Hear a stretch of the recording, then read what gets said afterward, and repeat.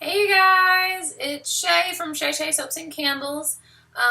I'm here today to do a video on my Mardi Gras soap, which is hands down one of my best-selling soaps and best-selling scents.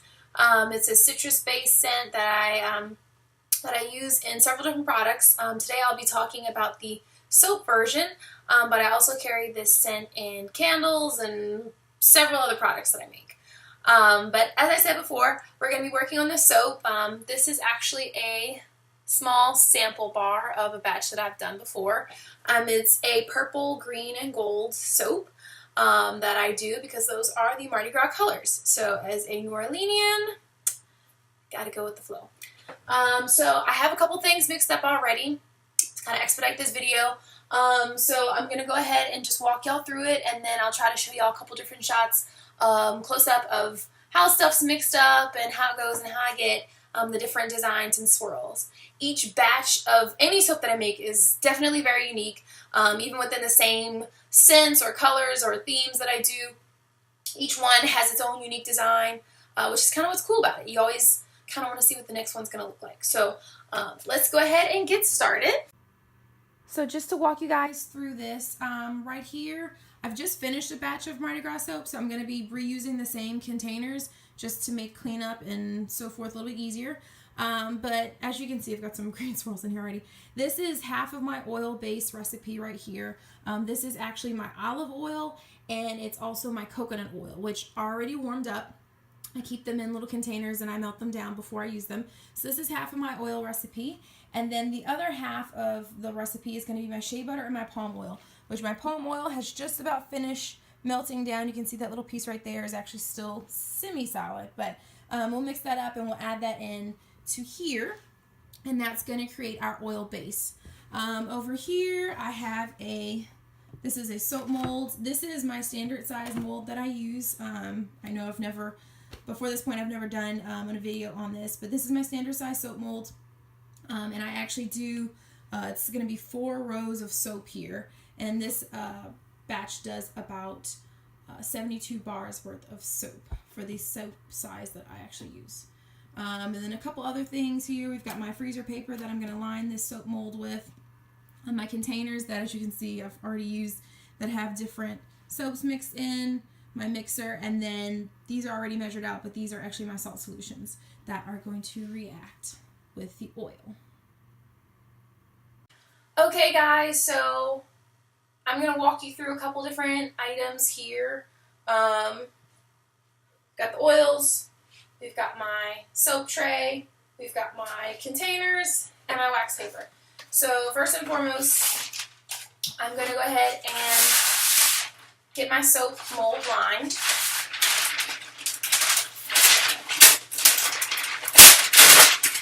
see if I can hook this up. I'll actually move this out of the way for a second so you guys can see it a little bit better. So the big thing with these soap molds, you don't have to have any particular container type, as long as it can withstand the weight of the oil and the heat of the recipe. So in this case, a wooden box makes a perfectly good soap mold. Tons of people make wooden ones. This is one that I actually made. I have different ones. This is a horizontal mold. Pretty standard. I have one that I do the bars, and it's actually measured out correctly to make vertical bars. So if you've ever had the Australian bamboo soap, that design is kind of done on one half of the bar and the other half of the bar, and that's done in a vertical soap mold, which I'll have another video about that at another date.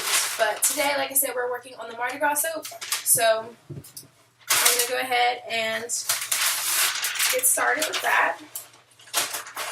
So the reason why I have this wax paper is I'm saying wax paper, it's actually freezer paper. But to that point, the wax on the freezer paper is what actually keeps the soap from sticking to anything in particular, so that I can actually demold it at the end of the process. And as you can see, I always just space this out, and I try to get a good crease in here. It helps me to get slightly more square edges on the bars. I have a couple different soap molds There's different ones, but in general, this is what I primarily use when I'm getting large volumes of soap together. And then you just kind of straighten it out here, and I kind of mark the bottom as well. And then we're actually going to tape this up.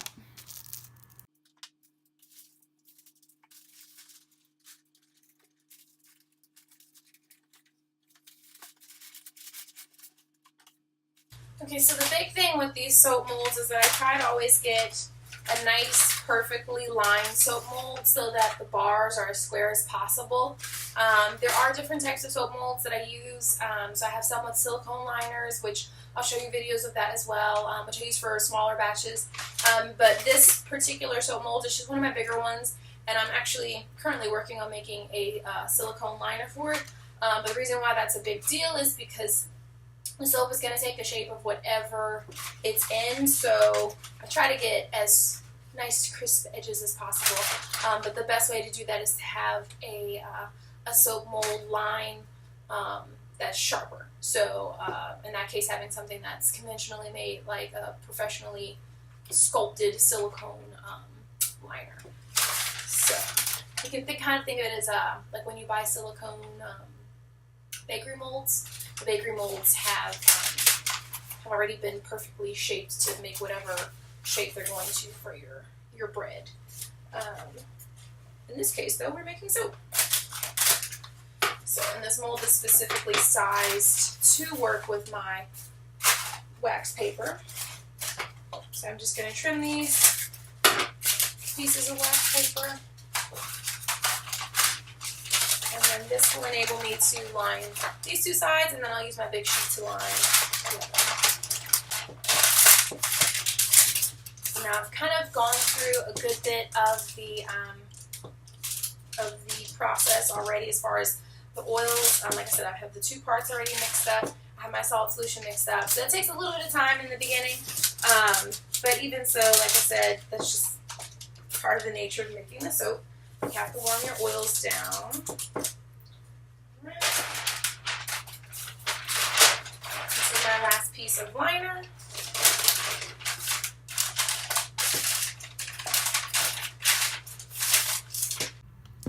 And I'm putting this last piece of liner in on top. As you can see, I'm going to actually be overlapping this in here, and this will allow the soap to basically get poured right on top, and it will just butt up against this, and everything will be nice and protected. So I've got everything nice and lined up. So I've got everything taped down, and we're all set to get started. Alright, you guys, so we've got my oil here. This is half of it. This is the other half. This is the shea butter and palm oil half. And then this is my olive oil and coconut oil half. They're both melted down so that there's no solids in them. I'm using some buckets that I just made a batch of Mardi Gras, so that's what you can see, these green little swirls. But it's supposed to be the same type of soap. I just want you guys to see this is how this half goes. And then that's going to get poured into this soap mold, which I have just lined. So let's get started.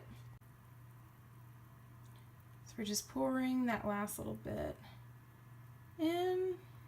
And this is what it looks like all mixed up. This is just all the oil. So when I tell y'all this is made from oils that are going to have obviously great benefits of each individual oil, this is what this stuff looks like before the salt is actually mixed in. So here I have my mixer ready to go.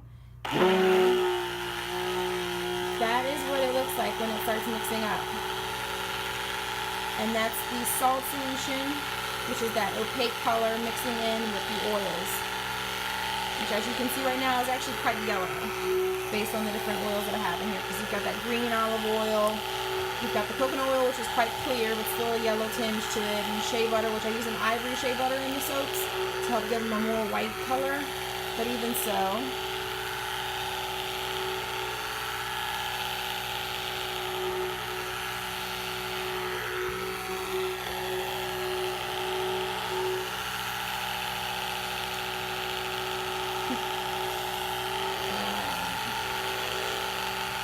I'm going to go ahead and add in my scent.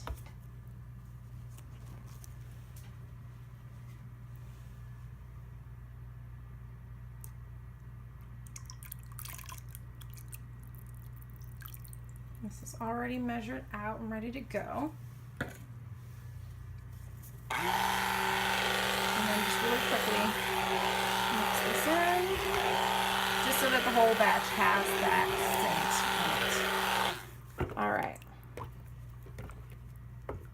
So now, let's see, there's my container. I'm actually gonna try not to make a huge mess here. So now I'm gonna pour this into my smaller containers. I've got my green, my purple, my gold. And that way I can go ahead and separate out enough, add some color to them, mix them up, and get the mixture colored to each specific one, and then use those to actually pour in here. Alright, so I'm about to start mixing up these colors. Again, you will have to hear this motor blending these, but we're just going to go ahead and get started so I can see what colors I have and mix them and correct them as needed. This one's not going to change as much just because it is a yellow color, so it's very close to what currently looks like the soap color. The soap color is actually going to cool off and harden in a lighter color. Really awesome yellow. It's nice and thick already, so we're gonna have to keep moving as quickly as we can.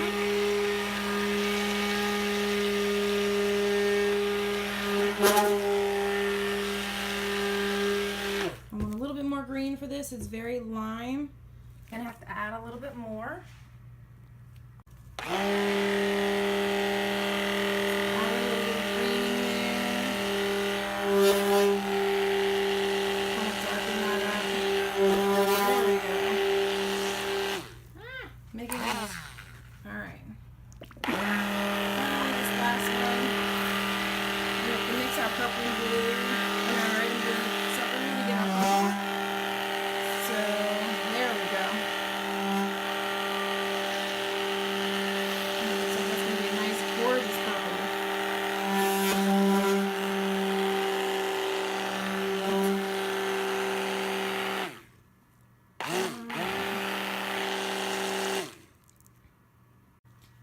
So I've just poured in the first round of colors. I'm going to try to show you how I pour them just so y'all can see them for the next round now that the baskets are a little bit, the buckets are a little bit lighter. And some of this in here, this extra yellow is actually the original, which will actually turn to like more of like a light white, like a off-white. But basically kind of what I do is I'm just taking these and swirling them around and giving different colors to different sections. And then going with the next one and swirling in, and then depending on the weight of it when it pours in, you'll see some of it sits on top, some of it doesn't, some of it soaks right in. So again, we're gonna swirl this in here, and this is gonna give us a nice mixed up set of colors. And then in a few seconds, once I get the last of this poured into here, I'm gonna show you how I actually swirl it to get the final color design. Alright, so I now have all of my soap colors poured in here properly. I've got several different layers, and I've kind of gotten everything shaken up so I kind of have a pretty even consistency height. That means all the soap bars should be the same. And then I'm actually going to do what I've been told has been nicknamed as a tiger roll swirl. But I do kind of my own little pattern, if you will. But there's about 4 bars in this batch. So 1, 2, 3, and 4. Believe it or not, and then it's about 18 bars a piece. But what I'm going to do is I'm actually going to start from this end, and I'm going to swirl down, start where I have the next bar, and swirl down, start where I have the next bar, swirl down, and finally start where I have this guy and swirl down. Wipe off this corner. And then what I actually like to do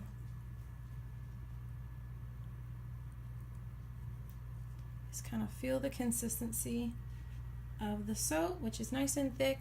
So we're gonna do my little swirls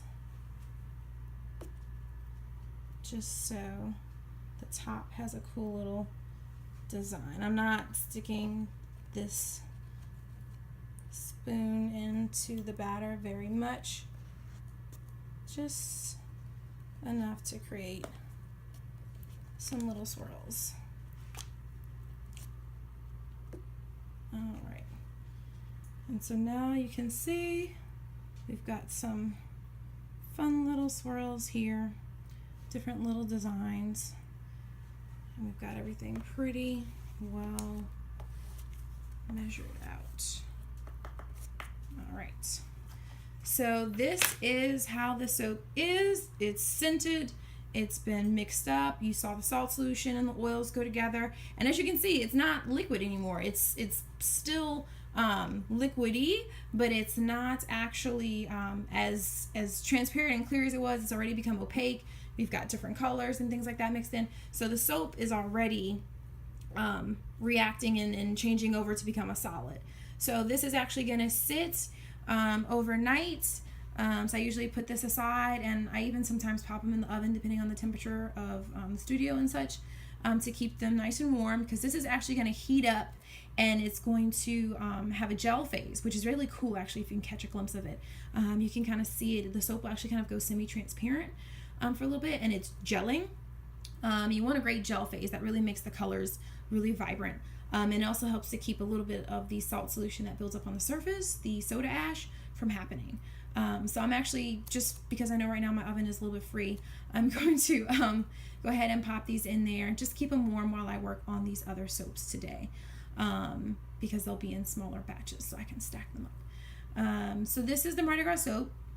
In a few seconds I'm going to switch over and show you what happens once it's nice and cooled off and it's solid enough for me to then cut it. So I'll show you how I cut the bars and get them down from loaves into actual bars, and then you'll be able to see my favorite part, which is unmasking the soap. Alright, so now this is some time after these soap molds have been set up, and I'm going to be working on getting all these bars cut and put on the curing rack so that I can actually get some soap completely made. So this is what happens. As you can see, the soap loaves here, they get hard. The oils themselves that we poured before, they really solidify. It's kind of like magic. But we've got a couple different molds I'm going to be doing. I'm going to try to split it up into multiple videos. These are some of the spa bars that I did. So I'm going to go ahead and, these have been popped out of the molds.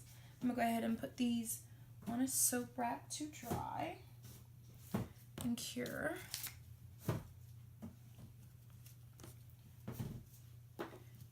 And I will show you guys how I actually deal with these soaps. So today this is the Mardi Gras soap. Earlier we showed how the soap is mixed up and poured. And now I'm going to be unmolding it, which this is actually my favorite part of the whole process, is getting to cut up the soaps and seeing what the design really looks like. So we can already see on the top we've got a cool purple, green, and gold swirl, but this is going to be the fun part. So this particular mold that I do uses enough, well, I put enough soap base in this, enough oils and salt to make 72 bars. So I'm actually going to show you all my really cool soap cutter. I have to use 2 different soap cutters to actually get this soap cut down into the bars. Just makes it easier that way.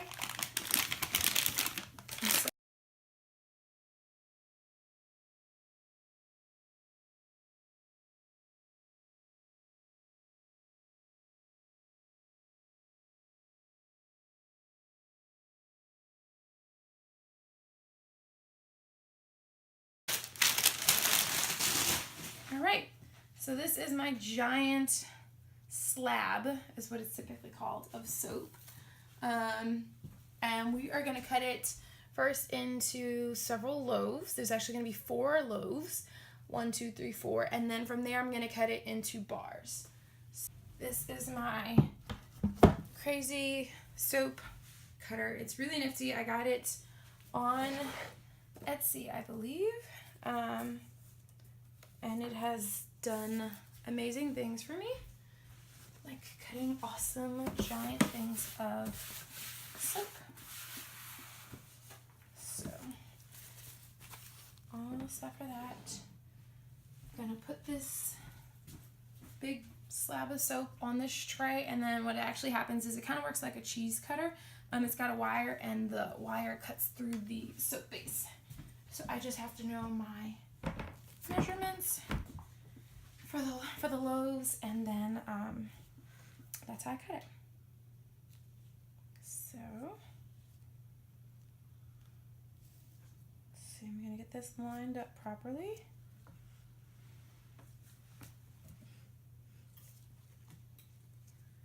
Alright, that looks about right. And I just slide it through. And as you can see, there's a cut right there on it. And the soap actually is then sliced. And look at that. Some really awesome. I'll zoom right in so you guys can see it a little bit better. So that's what happens. I'll leave this here. So we're going to take this off. This is going to be our first slab that's been cut into a loaf.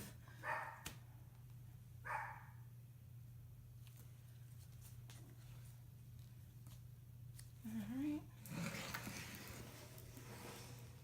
This is the next one. And I'll try to get a good camera shot of all of this. This is the other side. So you can see there's really some cool swirls in here. So I'm really actually excited about this batch because you never know how the swirls are officially going to come out. But these came out really great. So I'm really happy to see that. The next one. And again, some really cool swirls here. And even the top, we've got swirls going on the top, swirls going on the sides. And like I said, each batch of soap is unique, so that's what's also kind of cool. Now this one I should have just enough to kind of trim the edge off.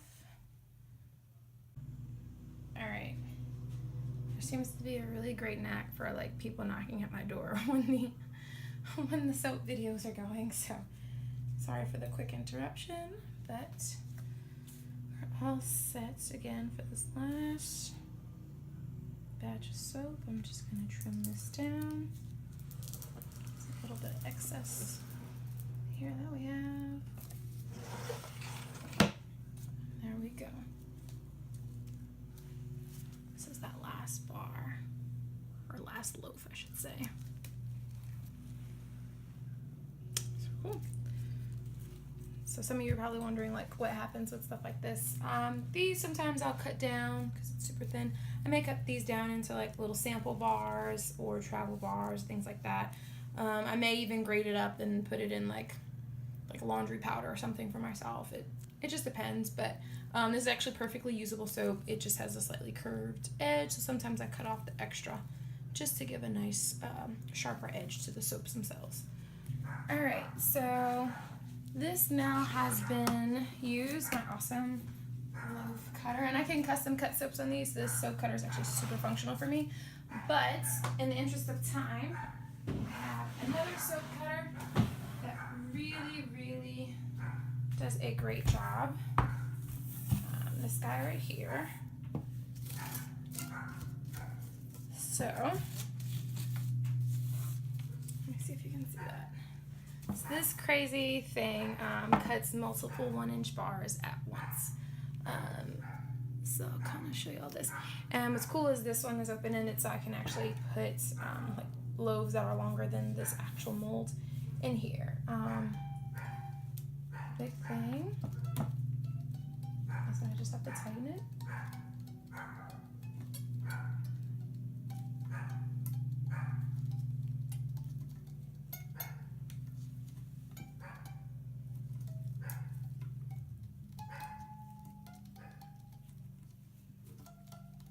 And no, this does not mean I know how to tune a guitar.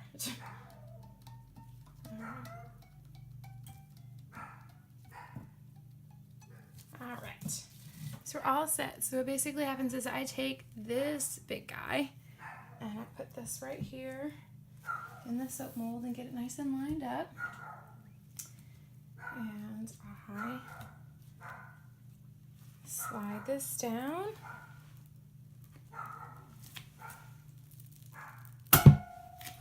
And as you can see, this half that was extra gets cut off, and I'll actually put that back in here. And then these, I'm trying to see what the best angle is. These then get taken. All right, so I've cut up all the bars, and I just kind of wanted to show y'all how they all can look. Each one of these is going to have a very different but unique swirl pattern. There's some different fun ones. They've all got that same color scheme. So this is how I make the Mardi Gras soaps. And if you're interested in trying them, by all means you can find them on ShaeShea.com. Basically what I do from here on out, these will go on the rack for about a day or so. Sometimes I wait 2 depending on the soap. And I actually go and I stamp them, and I can show y'all real quick how that basically looks. Grab my stamp real quick. That's what happens when I stamp these. So I have this right here that's got my name. And just put a gentle indent in there, and then it says Shae Shea. It's kind of hard to see in this light, but and each one of these will get stamped accordingly. So that is that. These are going to go on the curing rack up here with the rest of the soaps. And yeah, this is the Mardi Gras soap. Check it out online, or come find me on one of the festival days. You can look up my events list at the Find Us page on the website. And thanks for watching. See y'all later.